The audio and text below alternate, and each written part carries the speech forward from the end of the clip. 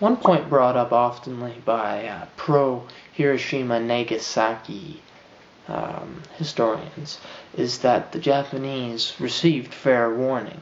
You know, the Americans and British issued a statement to Japan to surrender the war, or they would face complete and utter destruction, quote unquote, complete and utter destruction.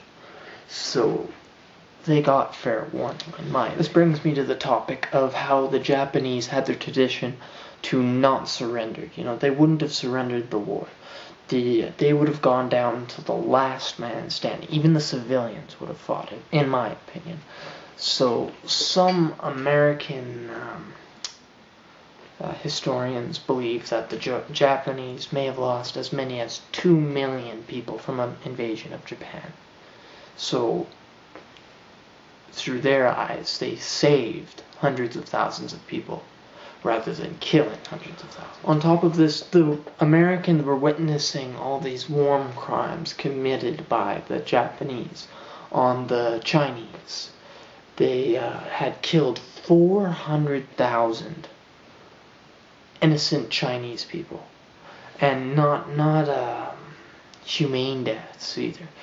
There was one Japanese, or two Japanese war commanders who had a competition to see who could kill 100 people with a sword first. That's so gruesome, I couldn't even imagine. The Japanese were also using and testing chemical warfare on the Chinese. They introduced cholera, the bubonic plague, and anthrax into the Chinese nation, which killed hundreds of thousands of people alone. Also, the Americans were, if they would get their POW back, if they ever got a POW back, the POWs would tell them of all the horrible things that the Japanese do to other POWs.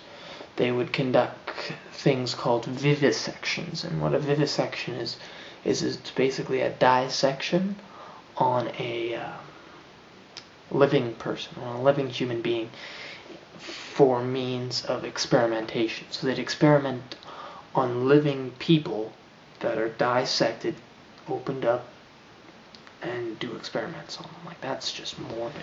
Anyways, now that I got you all hungry from that whole morbid vivisection thing, why don't we take a snack break? By the way, POW stands for Prisoner of War. Just so I know. Another thing that egged the Americans on to doing this atomic attack was the pressure to end the war. You know, the war in Europe was already over. The Americans, like the American population, the civilian population in America, wanted the war to end. They wanted to defeat the Japs, if you may. I don't like that term, but they wanted to defeat the Japanese people. Another thing driving these Americans to commit these nuclear attacks was the possibility of a terrible future for America. Let's say the Japanese stormed back, they regained their army, and let's say they got to mainland USA. They could have used the chemical weaponry that they used against the Chinese against the Americans. They could have spread diseases around America. They could have done anything. It's so impossible to predict what would have happened had the Americans not bombed Hiroshima and Nagasaki. Of course, there's always the possibility of what if the Americans just invaded Japan. But as I've mentioned earlier, that wasn't really an option. I mean, it was an option, but the American casualties would have been so enormous, and same with the Japanese casualties. They contemplate that the casualties would have been far, far higher if they would have invaded Japan rather than bombing Nagasaki and Hiroshima. My opinion in a nutshell is the Americans did the right thing by bombing Hiroshima and Nagasaki due to the sheer fact that the casualties caused by an invasion on Japan would have been far more catastrophic than the casualties caused by the 2 nuclear bombs. A huge loss of life as great as 240,000, it's hard to justify that, but in my mind, it would have been far worse if Japan would have been able to storm back and kill hundreds of thousands of Americans, and the casualties, the combined casualties, would have been so enormous.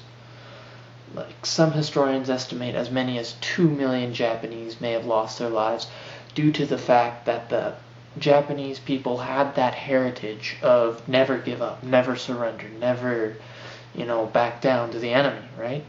So, in my opinion, it was far greater for the Americans to do this and scare the Japanese into submission rather than having to invade Japan. However, that is just my opinion. That's why this has been such a huge debate over the last 60 years, is that it fits all the categories of a war crime, but still is somewhat justifiable, but that is based on ifs. And whether or not your brain runs on if this happened, or whether it's just based on sheer facts, will decide whether you're on the side of it being a war crime or whether you're on the side of it being justifiable. Once again, that's just my opinion on whether, on how the human psyche stuff works. Yeah, I'm not an expert, so don't trust my opinion. Yeah. Well, it's been fun. Alrighty then. So that was my project on whether the Hiroshima and Nagasaki bombings were justifiable or not. Once again, it's up to your opinion, and thank you very much for watching. Hope you have yourself a nice day. I'm going to leave you with a little bit of Stairway here.